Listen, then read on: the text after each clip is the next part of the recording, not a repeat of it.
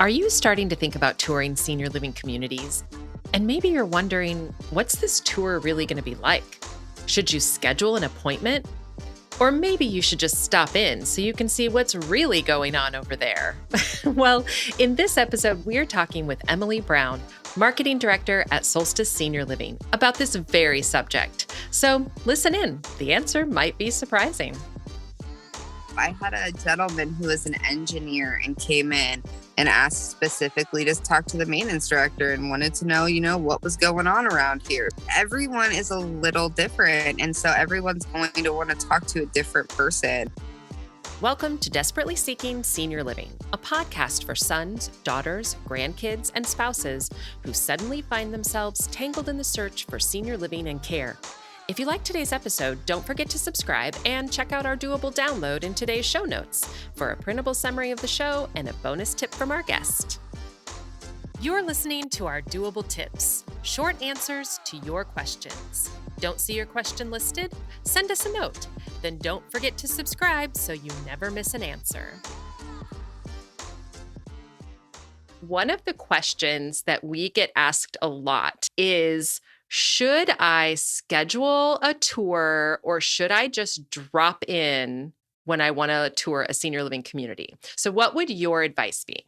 My advice would be definitely to schedule your first tour because you want to make sure that there's someone dedicated to sit with you, show you around, and answer all of your questions. If you drop in, there will be someone to show you around. I'm sure we have all of our managers trained to do tours, but sometimes people's schedules get busy. For example, we had a really busy day last week where we had back-to-back tours, me and my assistant both, and then we had a walk-in as well. So I just wasn't able to give them that dedicated hour to an hour and a half that a tour normally takes. And it was more around 30 to 40 minutes. Yeah, and this is actually my recommendation too.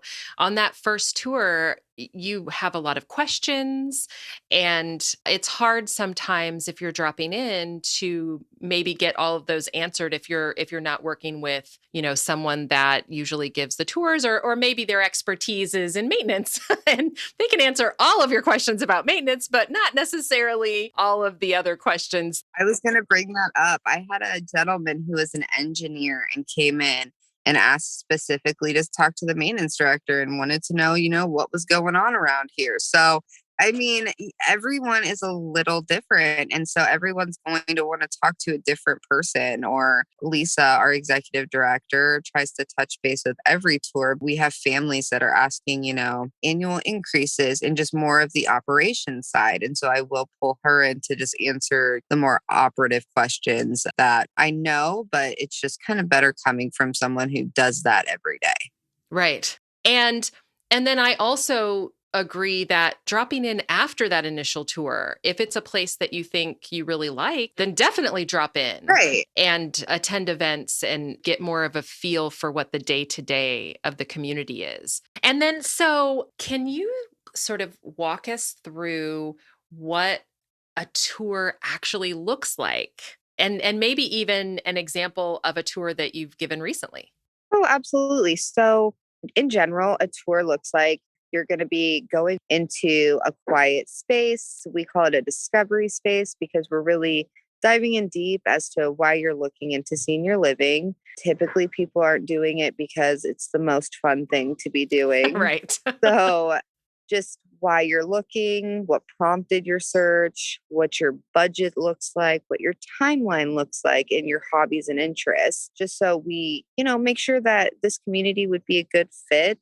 So usually you see the common spaces and just the areas of interest first.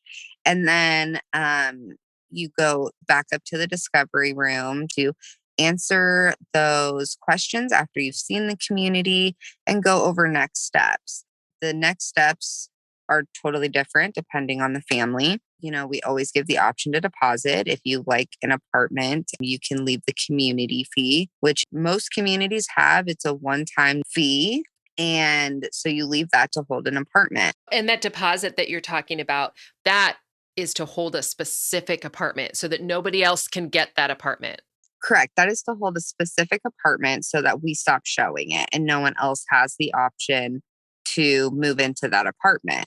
The tour that I recently did, who actually will be moving in this month, she came in last week for a scheduled tour. We sat down. The reason why she was moving is because she lives in a 3,600 square foot house, doesn't want to maintain it anymore. At 30 years old, don't think I would want to maintain a 3,600 square foot house. So I can relate. The yard was a lot. She has a little dog. And so her must haves were pet friendly. She really wanted a ground floor apartment just for easy access for the dog. And she just wanted some socialization. She enjoys cards. She just enjoys chatting with other people. She's a walker and likes exercising. So because it was scheduled, I was able to, make sure my Vibrant Life director was available to chat with her.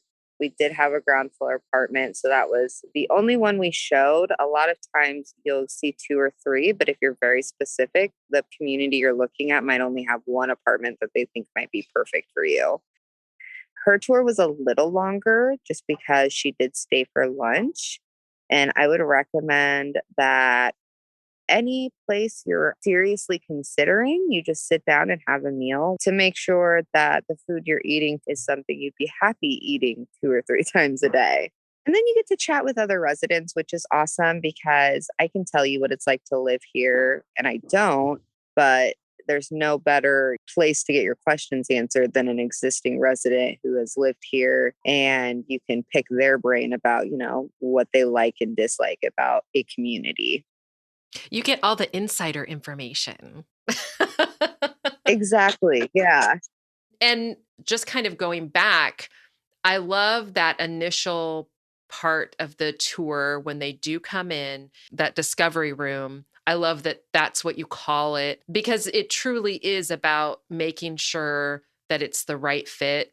And if I am coming in to tour and I'm interested in A and B, I don't want to be shown CD. I want to be shown the things that are important to me, to my loved ones. And you also talked about activities that were important for this person that toured with you, walking her dog and also Hmm. playing Yeah. cards and things like that. And so before she actually moves in, she can come and enjoy those activities. And what's really cool about that is, we're talking about the best ways to really get a feel for a community and if it's a good fit for you. And what better way than to also come to activities and enjoy those? And there's no pressure, right? It's not like you're going, when are you moving in? I mean, they're just there to enjoy. Oh, absolutely. We had a lady whose lease is not up until I want to say next like July.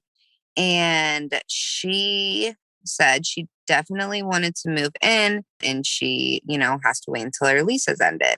But she will be attending our bridge club that we have on Thursday mornings and then Bible study on Tuesday. So she said she's going to start coming to both of those things every week. And so again, if you're not ready to move tomorrow, it's always a good idea just to come in, find some things on the calendar and just pop in and enjoy those activities.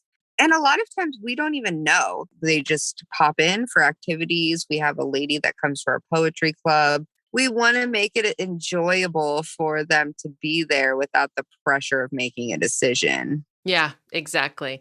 And, one of the things that we haven't really touched on, but I think is also important is that when I wish we didn't have to talk about finances, but we do. If you schedule that tour on that first phone call, you're going to be able to find out if the community's within your budget. And for you and other communities like yours, you're not really asking for sensitive financial information. Right, exactly. Most standalone communities don't ask for a full financial background check unless it's a continuing care retirement campus where you're making more of an investment. For month to month communities similar to ours, which are most of them, we don't do that, and we go over that a lot of times on the phone before the tour just because, if you do only make a certain amount of money and can't afford it. I don't want you to have to waste your time coming here.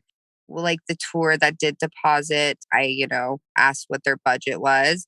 They asked me what the starting rates for one bedrooms were. And I told them, and then they told me, she has a healthy income and has a house to sell. And so if they're comfortable with the prices, that's all I really need to know. And I think this is really good, just that we're having this conversation, because then families know what to expect when they are on that phone call, scheduling a tour, when they're on that first tour. But then they also know that these other options are available to them, like a lunch tour or pop-in visits or attending activities and all of those things. And I think it's important too to know that you might want to bring your checkbook because if you fall in love with the community, you might want to go ahead and put down a deposit. So I think these are all really, really good things to give folks just like that overall picture and give them some questions that might be important to ask to make sure that they get the best tour that they can get. What would be your number one tip? One would be to schedule your first tour and make sure it's a lunch tour if you have the time to do it. And my second one is there's so many resources out there. Google and print off questions to ask. When you're in the moment, I'm this way. When I'm in the moment, I can't think of one single question I need to ask, and it all just vanishes out of my brain. And then I'm laying in bed at night thinking of 25 questions I should have asked. So just even if you're like in the car and you think of something you should ask, write down as many questions as you can think of and ask them during the tour, just so that you're well informed of what the community offers. It will help determine whether they're going to be a good fit for yourself or your loved one. This episode is brought to you by Solstice Senior Living in Tacoma, Washington. From private cottages to apartments close to all the action, explore nature on their 28 acres or Puget Sound and Point Defiance just minutes away. At Solstice Senior Living, live life vibrantly.